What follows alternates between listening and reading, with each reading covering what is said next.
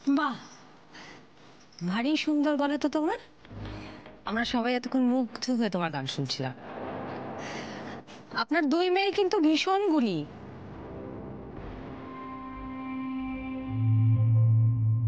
মাকে নিজের মুখে বলতে নেই, তবে আমার বড় মেয়ে না সত্যি খুব গুণী। ছোটবেলা থেকে কত প্রাইজ পেয়েছে গানের জন্য বিভিন্ন জায়গায়। ওকে তো সব জায়গা থেকে ফাংশনে ডাকতো। কিন্তু মেয়ের মর্জি, মেয়ের তো পড়াশোনায় ন্যাক হলো। তবে পড়াশোনাতেও কিন্তু বর্ষা ওখানে, মানে যেখানে আমরা থাকি সেখানে কিন্তু 1 নম্বর। ওরকম মেধাবী ছাত্রী আমাদের ওখানে আর নেই সত্যি। আর এই জন্যই না ছোটবেলা থেকে বর্ষার অনেক ভালো ভালো বিয়ের সম্বন্ধ আসতো। কিন্তু ওর বাবা তো রাজি ছিল না, খালি বলতো যে না, এটা বিয়ের বয়স না, আগে একটু পড়াশোনা করুক, নিজের পায়ে দাঁড়াক, তারপরে বিয়ের কথা ভাবা যাবে। এত গুণ থাকার সত্ত্বেও আমার খোকার সেই ইচ্ছেটা কিন্তু তোমার বড় মেয়ে পূরণ করতে পারেনি বৌমা।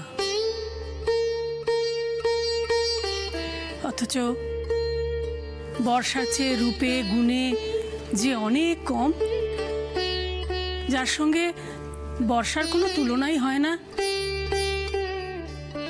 সেই বকুলি কিন্তু আমার খোকার সেই ইচ্ছেটা রাখতে চলেছে। বকুল পূরণ করতে চলেছে মানে?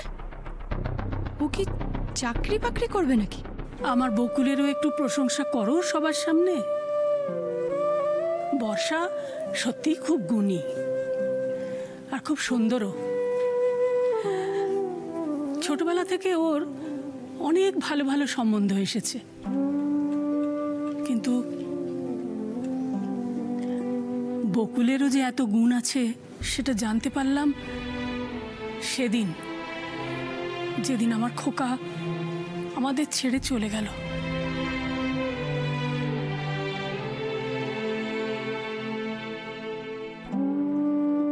ওইটুকু মেয়ে 2 হাত দিয়ে বুক দিয়ে আমাদের সংসারটাকে আগলে রেখেছে, এতটুকু আজ পর্যন্ত লাগতে দেয়নি।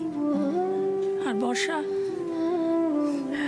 পড়াশোনায় এত ভালো রেজাল্ট করেছে, তার কারণ বকুলি তো ওকে পড়াশোনা ছাড়তে দেয়নি। টিউশনি করে, এই করে সেই করে ওর পড়াশোনা আর আমাদের সংসারটাকে ঠিক চালিয়ে গেছে। আর বর্ষার যত আবদার সেও তো বকুলি রেখেছে। কি বৌমা, ভুলে যাওনি তো সেসব?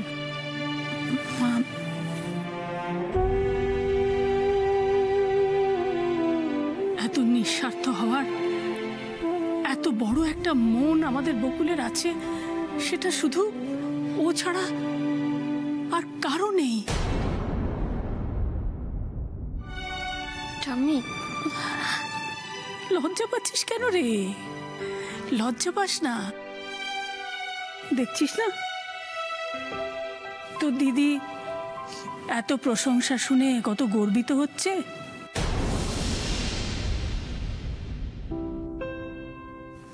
তুইও একটু গর্বিত হ না মা।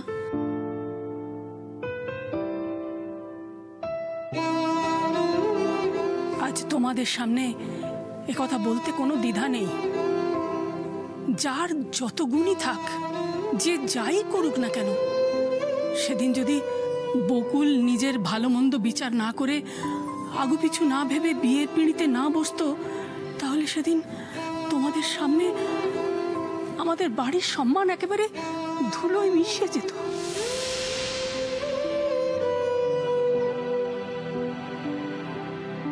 এই যে আজ তোমাদের সামনে দাঁড়িয়ে মাথা উঁচু করে কথা বলছি, বৌমা বড় গলা করে বর্ষার প্রশংসা করছে, সে সবই তো এই বকুলের জন্য। থাক না ঠাম্মি এসব পুরনো কথা।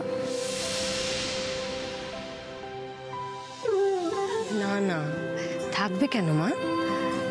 ঠাম্মি তো শুধু তোমাদের জন্য বলছেন না, আমাদের সবার কথা ভেবে বলছেন। কত ভাগ্য করে তোকে পেয়েছি বলতো আমরা।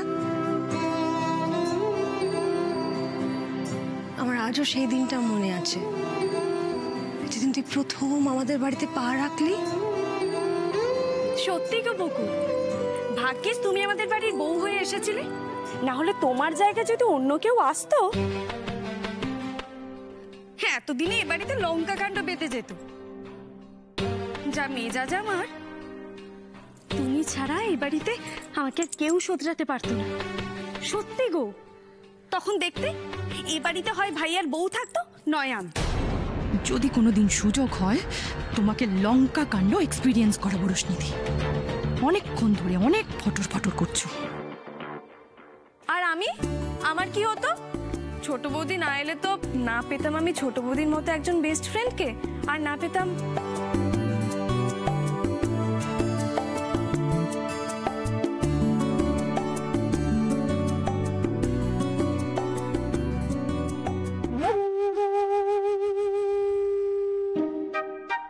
ব্যাস ব্যাস, অনেক প্রশংসা হয়েছে। হ্যাঁ, এবার থামো সবাই, নাহলে কি হবে বলো তো? বকুল গ্যাস বেলুনের মতো ফুলে টুক করে উড়ে যাবে। যাক বাবা, অনেক কথা হয়েছে। কথায় বলে না, সব ভালো যায় শেষ ভালো তা। আমাদের শেষটা একটু সুন্দর করে হয়ে যায়, কি বলো ঠাম্মি? এই বকুল, একটা সুন্দর গান ধরো না। যার মনে যতটুকু মন খারাপের মেঘ জমেছে সেটা কাটিয়ে দাও তো তুমি। আমি আবার গান কেন? আচ্ছা ঠিক আছে, তোমাকে গাইতে হবে না। বর্ষা, তুমি তো খুব সুন্দর গান গাও, তুমি একটা গান গাইবে প্লিজ? সরি বৌদি, এরকম পারিবারিক অনুষ্ঠানে আমি গান গাইতে পারবো না। আফটার অল আমি তো আপনাদের বাড়ির গেস্ট, ভাড়া করা গাইয়ে নয়।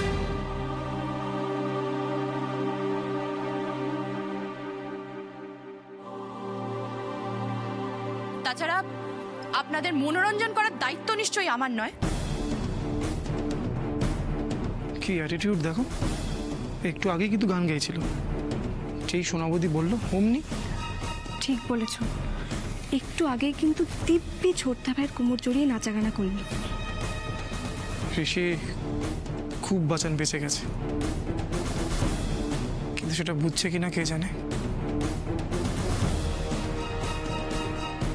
এই দেখো বর্ষা, সরি গো, কিছু মনে করো না। আমি তোমাকে এমনি, আসলে তুমি আমায় মিসআন্ডারস্ট্যান্ড করলে। আমি তোমাকে এমনিই বলেছিলাম। সেটাই তো স্বাভাবিক বৌদি। সরি বলে কি আর ড্যামেজ কন্ট্রোল হয়? এটা তুমি কি বললে বর্ষা? তুমি আমাদের বাড়িতে এসেছো, আমাদের বাড়ির কারোর ব্যবহারে বা কথায় যদি তোমার খারাপ লেগে থাকে, তাহলে ড্যামেজ কন্ট্রোল তো আমাদেরই করতে হবে, তাই না? আসলে কি বলতো, আমাদের বাড়িতে প্রায় এরকম হয়ে থাকে। আমরা যখন সবাই একসঙ্গে হই গান টান করি, তাই তোমাকেও আমি রিকোয়েস্ট করেছি। এটা বোধহয় আপনি ঠিক করেননি বৌদি। আমি তো আপনাদের পরিবারের কেউ নই। বাইরের কাউকে এভাবে রিকোয়েস্ট করার আগে আপনার ভাবা উচিত ছিল।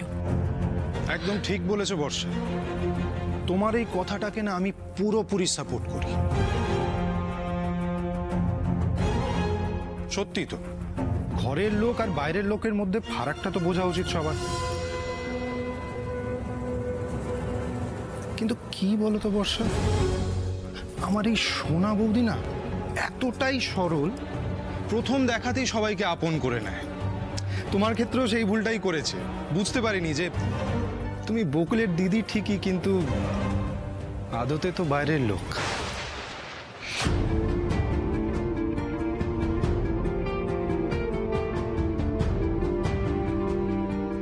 এক্সকিউজ মি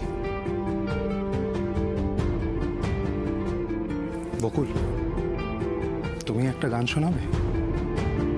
তুমি তো জানো আমাদের পারিবারিক অনুষ্ঠান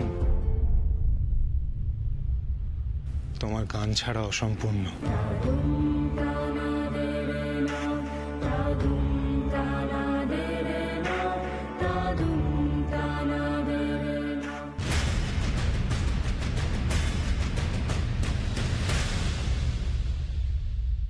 কি চেহারা হয়েছে তোমার? ন্যাকামি করো না এ সময় এখানে। তো তোমাকে আসার পারমিশন দিল ওই শয়তান ওসিটা? তোমার জন্য একটু খাবার বানিয়ে এনেছিলাম জানো। খাবার না, পারলে একটু সৈকো বিষ এনে দাও, খাই, খেয়ে এখানে শুয়ে পড়ি। এসব কি অলক্ষণের কথা বলছো তুমি? হ্যাঁ হ্যাঁ গো,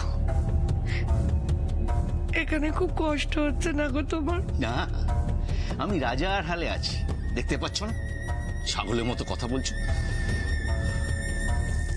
যা গিয়ে বলো আমার ছেলে কেমন আছে।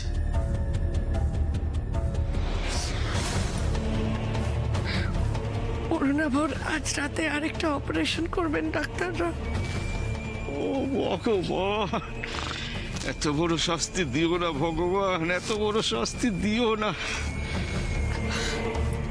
চিন্তা করো না গো, তুমি চিন্তা করো না। আমাদের ছেলের কি হবে জানি না, কিন্তু কিন্তু তুমি খুব তাড়াতাড়ি ছাড়া পেয়ে যাবে। সমরবাবু খুব চেষ্টা করছেন আহমেদাবাদ থেকে ওই লয়ারকে এখানে নিয়ে আসবার জন্য। কোন লয়ার? আর সমর যে আমাকে ছাড়ানোর চেষ্টা করছে তুমি জানলে কি করে? ফোন করেছিল? না না, ওই সমরবাবু তো অরুণাভকে দেখতে হসপিটালে এসেছিলেন, তখনই বললেন। সমর অরুণাভকে দেখতে হসপিটালে গিয়েছিল?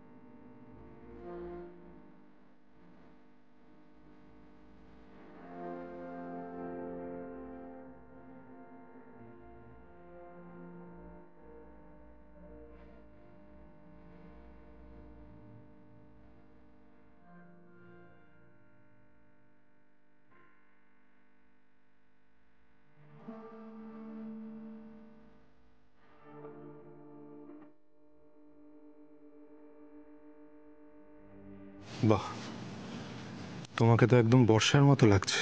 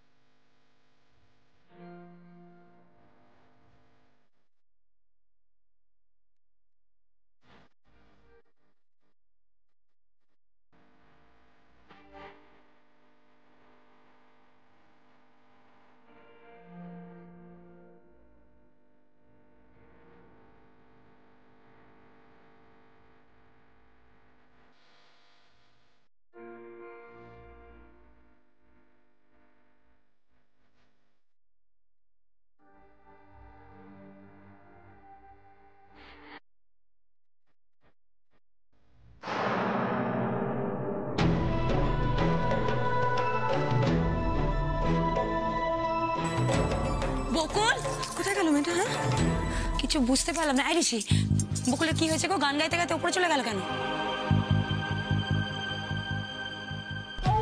কি আবার হবে, হিংসে হয়েছে। কিন্তু আমি খুব খুশি হয়েছি বকুল, তোর মনে হিংসে আর সন্দেহের বীজটা পুঁতে দিতে পেরেছি। দেখেছ, আমি বলেছিলাম না ওদের দুজনের মধ্যে কোনো একটা গন্ডগোল চলছে। আজ বৌমা ষষ্ঠীর দিন, বৌদির মন খারাপ। ভালো লাগে বলো? মেয়েটা সকাল থেকে এত হাসি খুশি ছিল, হঠাৎ করে কি এমন হলো যে? তোমরা চিন্তা করো না কাকিমণি, আমি গিয়ে দেখছি। হ্যাঁ, সেই ভালো।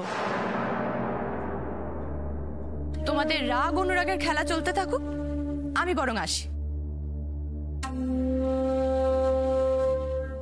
হ্যাঁ বর্ষা, এবার তুমি আসতে পারো, আর আটকাবো না তোমাকে।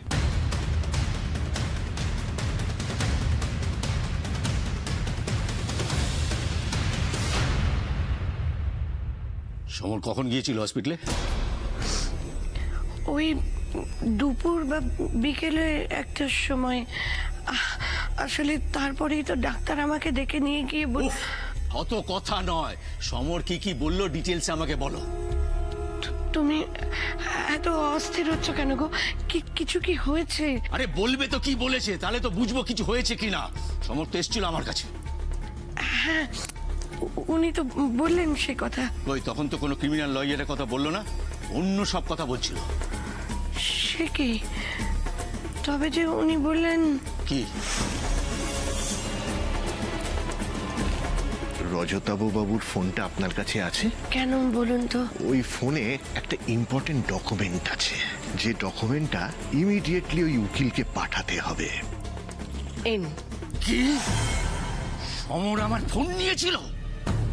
হ্যাঁ, উনি বললেন যে তুমি জানো উকিলকে কি একটা ফাইল ট্রান্সফার করতে হবে।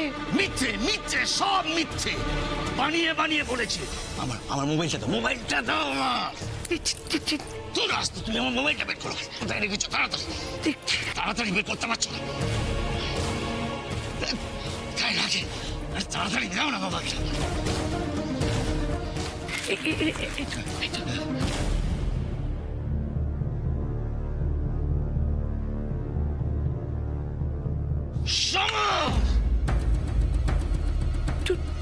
তুমি এরকম কেন করছো? কি হয়েছে বলো না। তুমি আমাকে জিজ্ঞেস না করে ওকে মোবাইলটা কেন দিয়েছিলে? তুমি আমার সর্বনাশ করে দিলে, মানে আমার সর্বনাশ করে দিলে। ওই ভিডিওটাই ছিল একমাত্র প্রমাণ। আর ওর ব্যাকআপটাও তো অশোকের কাছে। শেষ বাণী, আমি পুরো শেষ। এরকম করো না। তুমি আমাকে ডুবিয়ে দিলে বাণী, পুরো ডুবিয়ে দিলে বাণী, পুরো ডুবিয়ে দিলে।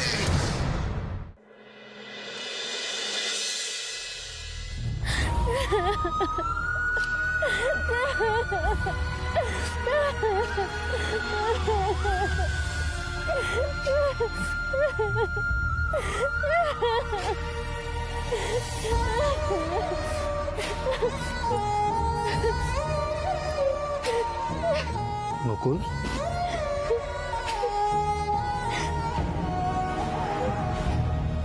রাগ হয়েছে আমার উপর?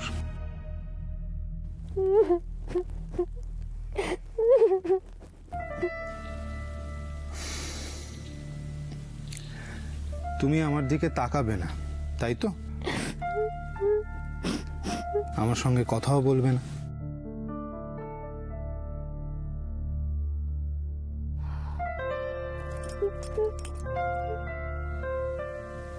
আমার মুখও দেখবে না তুমি?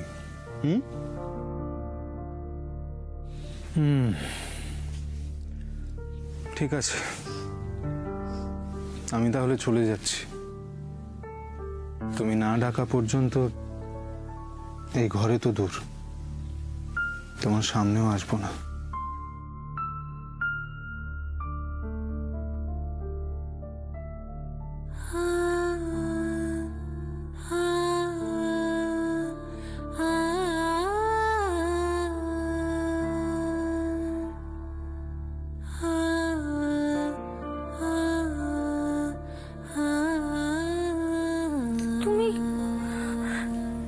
সত্যি সত্যি চলে গেলে? তোমার উপর আমার কোনো অধিকার নেই? আমি কি তোমার কেউ না? একটু কি অভিমান করতে পারবো না আমি তোমার সাথে? আর আমি কি একটু মজা করতে পারবো না তোমার সাথে?